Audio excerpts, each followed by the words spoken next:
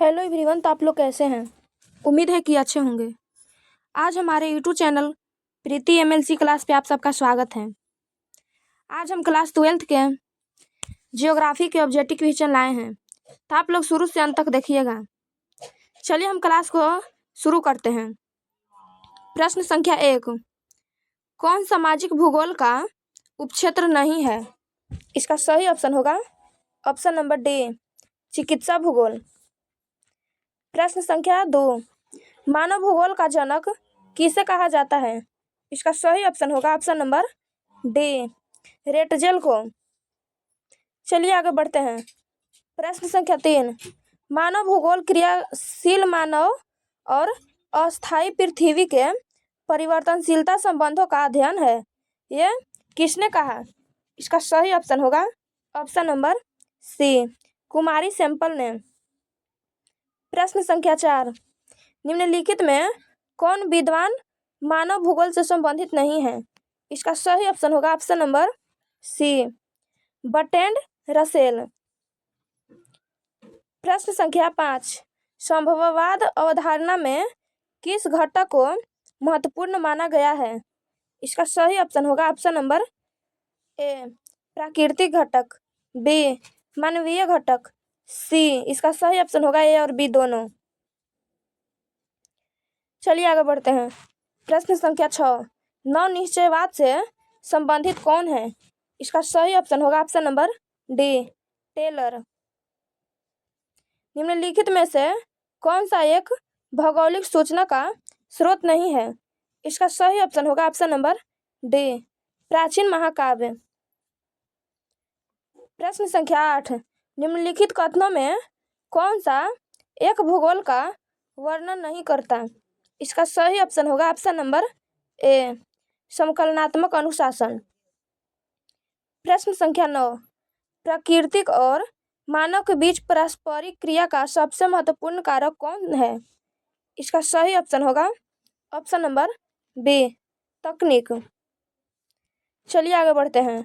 प्रश्न संख्या 10, निम्नलिखित में कौन मानव की मूल आवश्यकताओं से संबंधित नहीं है? इसका सही ऑप्शन होगा ऑप्शन नंबर ए, परिवहन।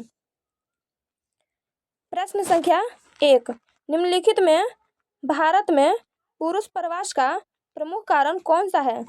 इसका सही ऑप्शन होगा ऑप्शन नंबर सी, काम और रोजगार। चलिए आगे बढ़ते हैं। प्रश्न संख्या 2, निम्नलिखित में कौन सा क्षेत्र सघन जनसंख्या वाला है? इसका सही ऑप्शन होगा ऑप्शन नंबर ए, दक्षिण पूर्वी एशिया। चलिए आगे बढ़ते हैं। प्रश्न संख्या 3, जनसंख्या वृद्धि दर सर्वाधिक है। इसका सही ऑप्शन होगा ऑप्शन नंबर ए, अफ्रीका में। उच्च जनसंख्या वृद्धि दर वाला कौन सा देश है? इसका सही ऑप्शन होगा ऑप्शन नंबर ए, यमन। प्रश्न संख्या 5, जनसंख्या वितरण को प्रभावित करने वाले कारकों में सबसे महत्वपूर्ण कारक कौन सा है? इसका सही ऑप्शन होगा ऑप्शन नंबर ए, स्थलाकृति। चलिए आगे बढ़ते हैं। प्रश्न संख्या 6, किस वर्ष विश्व का मानव जनसंख्या 6 अरब हुई? इसका सही ऑप्शन होगा ऑप्शन नंबर डी, 1999 में। निम्नलिखित में किस देश की जनसंख्या बढ़ने के बदले घटती जा रही है? इसका सही ऑप्शन होगा ऑप्शन नंबर सी, लाटविया के। निम्नलिखित में किस देश की जनसंख्या सबसे अधिक है? इसका सही ऑप्शन होगा ऑप्शन नंबर ए, संयुक्त राज्य अमेरिका के। चलिए आगे बढ़ते हैं। प्रश्न संख्या 9, जनांकीय संक्रमण सिद्धांत किसने दिया? इसका सही ऑप्शन होगा ऑप्शन नंबर सी, नोएस्टीन ने। प्रश्न संख्या 10, निम्न में से कौन एक जनसंख्या परिवर्तन का कारण नहीं है? इसका सही ऑप्शन होगा ऑप्शन नंबर बी, आवास। प्रश्न संख्या 11, प्रतिकर्ष और अपकर्ष कारक उत्तरदायी है। इसका सही ऑप्शन होगा ऑप्शन नंबर ए, प्रवास के लिए। निम्नलिखित में कौन एक जन स्थानांतरण का अपकर्ष कारक नहीं है। इसका सही ऑप्शन होगा ऑप्शन नंबर ए, रहन सहन की निम्न दशाएं। चलिए आगे बढ़ते हैं। प्रश्न संख्या 13, सऊदी अरब में किस दिशा के क्षेत्र में सबसे घनी आबादी प्राचीन काल से ही है? इसका सही ऑप्शन होगा ऑप्शन नंबर बी, पश्चिम। निम्नलिखित में किस वर्ष के आसपास विकसित और विकासशील देशों में नगरीय जनसंख्या लगभग बराबर थी? इसका सही ऑप्शन होगा ऑप्शन नंबर बी, 1970 में। चलिए आगे बढ़ते हैं। प्रश्न संख्या 15, निम्नलिखित में कौन सा एक तथ्य नहीं है? इसका सही ऑप्शन होगा ऑप्शन नंबर डी, जनांकीय संक्रमण की प्रथम अवस्था में जनसंख्या वृद्धि उच्च होती है। प्रश्न संख्या 16, निम्नलिखित में कौन सा एक विरल जनसंख्या वाला क्षेत्र नहीं है? इसका सही ऑप्शन होगा ऑप्शन नंबर सी, दक्षिण पूर्वी एशिया। चलिए आगे बढ़ते हैं। प्रश्न संख्या 1 की ओर। निम्नलिखित में कौन जनसंख्या संगठक का अंग नहीं है? इसका सही ऑप्शन होगा ऑप्शन नंबर ए, जनसंख्या का घनत्व। प्रश्न संख्या 2, निम्नलिखित में से किस क्षेत्र में ग्रामीण जनसंख्या का प्रतिशत सबसे कम है? इसका सही ऑप्शन होगा ऑप्शन नंबर बी, उत्तरी अमेरिका। निम्नलिखित में किस देश में किस क्षेत्र में 15 वर्ष से अधिक आयु के साक्षरों का प्रतिशत सबसे अधिक है? इसका सही ऑप्शन होगा ऑप्शन नंबर बी, पूर्वी यूरोप और स्वतंत्र देशों का राष्ट्रकुल। चलिए आगे बढ़ते हैं। प्रश्न